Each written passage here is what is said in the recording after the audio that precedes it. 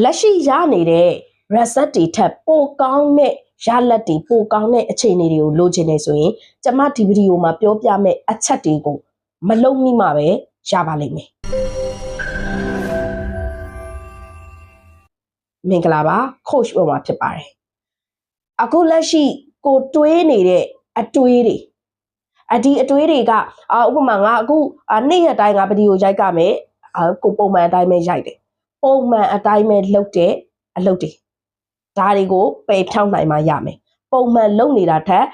ဘောင်ကျော်ပြီးတော့ဘာတွေတိုးလုပ်လို့ရသေးလဲဘာတွေကိုထပ်ပြီးချက်ထွင်လို့ရသေးလဲဘာတွေကိုအသည့်အစမ်းလုပ်လို့ရသေးလဲ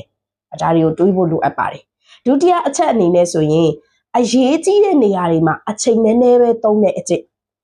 အရေးကြီးတဲ့နေရာတွေမှာအချိန်နည်းနည်းလေးပဲသုံးပြီးတော့တကယ်ကိုကိုယ့်အတွက်ပေါ့ပါပါလွတ်လွတ်လပ်လပ်ဒီတတ်ဖြစ်တဲ့နေရာတွေမှာအချိန်ကြီးအများကြီးပေးထားတဲ့အကျင့်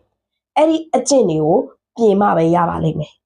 အရေးကြီးတဲ့နေရာတွေမှာအချိန်ပိုပေးပြီးတော့ကိုယ့်အတွက်တတ်နဲ့ relax ဖြစ်စေမယ့်နေရာတွေမှာတစ်နေ့ကိုငါဘယ်နှစ်နာရီလုပ်မယ်ဘယ်လိုလုပ်မယ်ဆိုတာမျိုးကိုစီးနဲ့စနစ်နဲ့သွားတတ်တဲ့အကျင့်အဲ့ဒီအကျင့်တွေကိုမွေးမြူမှပဲရပါလိမ့်မယ်